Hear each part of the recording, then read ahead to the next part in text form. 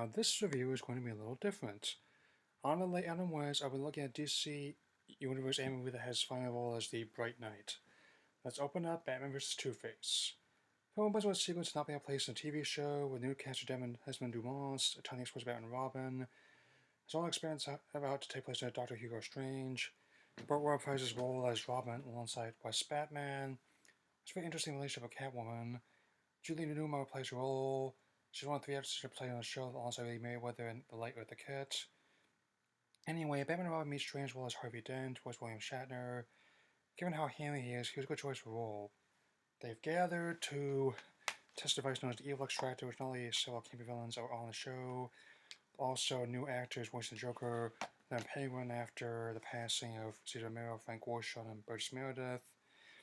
Joker's voiced by Jeff Bergman, the writer's voiced by Wally Wingert, and the Penguin is voiced by William Sawyers. Kind of like how Jim Moore voices Strange, it seems to be a parody the mad scientist character type with an Eastern European accent. So you can imagine Strange throws a switch, Experiment goes horribly wrong as the shield flows energy, transforming Dent into villainous Harvey Two-Face. The exact success of origin different maybe the same, but the one constant is that the X-Men so quickly that Batman can't do anything, and no public students physically mentally scarred into evil Two-Face. The opening credits roll into the slick sequence not being placed in the 1960s TV show, which showed Batman's Robin steering to what Two-Face is captured. Another recurring plot from the comic is Harvey getting plastic surgery done at the Sisters of Perpetual Irony Hospital, no less. Sometimes the smallest gags amusing the most. Harvey reassures Bruce everything is fine, scratch a coin in his hands otherwise. 6 months pass, and something is rotten in amiable skies.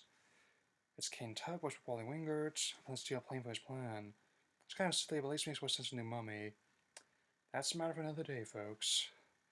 I also get a kick out of Gordon Mew and the officer's classic hair type an Irish cock, complete with the brogue and the red hair. Back at Wayne Manor, I think Stephen Webber's doing a good impression of the late Alan Napier as Alfred Pennyworth.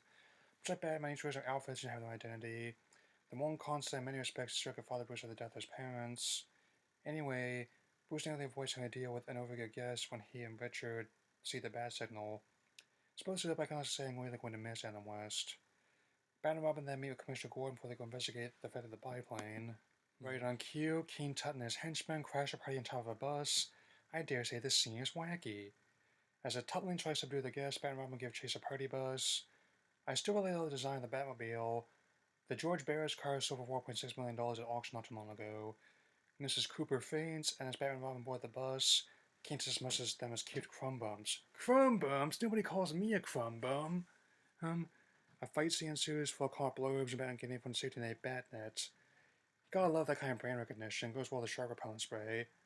Still, Tut knocks them out and tries to turn them in cannabis jars.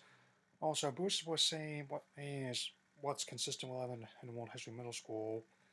At Batman's instruction, Robin collects his heels together, activating their jet boots. That sound like some other kind of super guy, but it's no different than Ben Affleck Plows Planes Nile II. After Tut is clunked to the head by a brick, he remarks, having a split personality can be so inconvenient at times. You don't know the half of it, brother. So the police and dynamic do interrogate Tut, and even though he doesn't confess to hiding the plane, Harvey agrees to take the case on part defending Lucille Diamond was Lee Meriwether. Certainly is a star-studded picture, isn't it? Father's car and Batman, Robin, even the jury. This sounds like a strange pitch for Western Universe attorney games. I do find it ironic that Harvey's talking with Professor McElroy of the special personality of King Tut. Professor McElroy is incarcerated, and Dennis Egotypus Mantles DA again. He and Bruce talk about a benefit for underprivileged fraternal twins when Bruce gets a call from the commissioner. He has a package addressed to Batman. Huh. If only everything got online seems so prompt. The package is a bunch of books that are eaten away by the bookworm, most voiced by Jeff Bergman in this film. They go to investigate the library, and they decide he's using a Dewey Decimal System for his scheme. Of course. Don't forget the Dewey Decimal System is your friend. Of course, he opts to steal our first edition copies of Dr. Jekyll and Mr. Hyde, The Man in the Iron Mask, and Tales of Two Cities. Appropriate tones for this story, don't you think? So he summons his bookworm henchmen, have a fight in the rare book vault. You have to love how the visual style of this movie in 2017 shows how technology makes it look like it came out in 1966.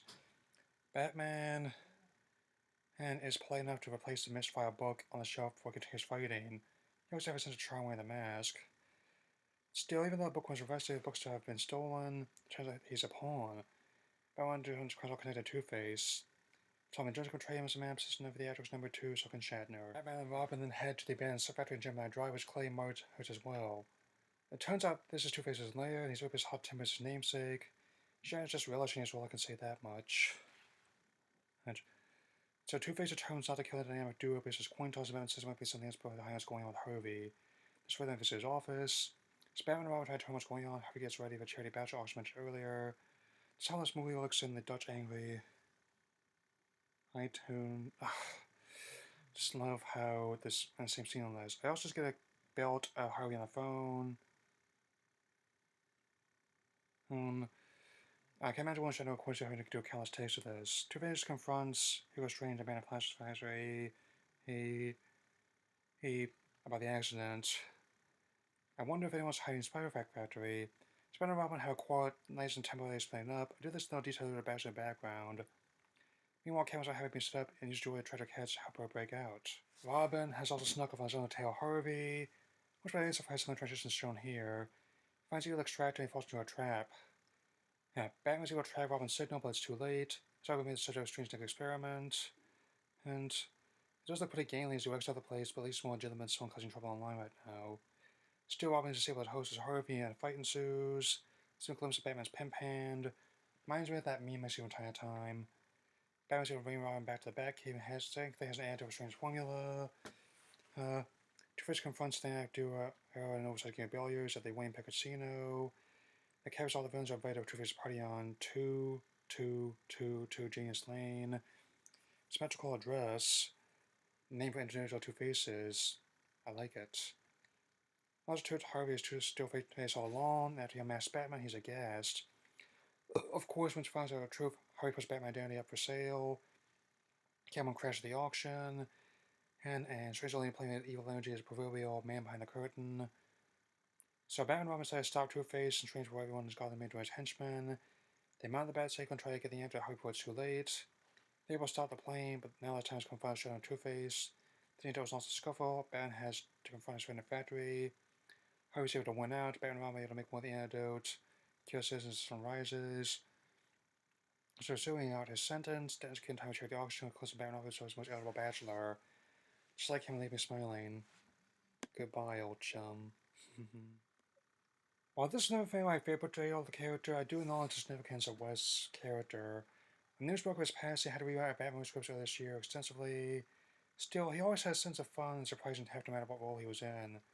That's why Adam West is a thing, whether he was a mere on Family Guy or doing a recurring spot for the appearance, he always had this otherworldly presence to him. My favorite episodes of Batman the Animated Series is Beware the Grey Ghost, where he played a character that was as a child, after finding work because of his past, but later came to terms to realize how much work meant to people. That story was a point in his absence, and short test about because similar campy things like Mighty Morphin Power Rangers and 1970s Teenage Mutant Ninja Turtles. I wasn't initially planning on doing this film, but given circumstances, I thought I'd make an exception. Rest well, Bright Knight. Following 3.5 stars of 4. Took us out of control by playing but sooner than I imagined. I'll mail stuff to call us out this marathon. Keep watching the skies.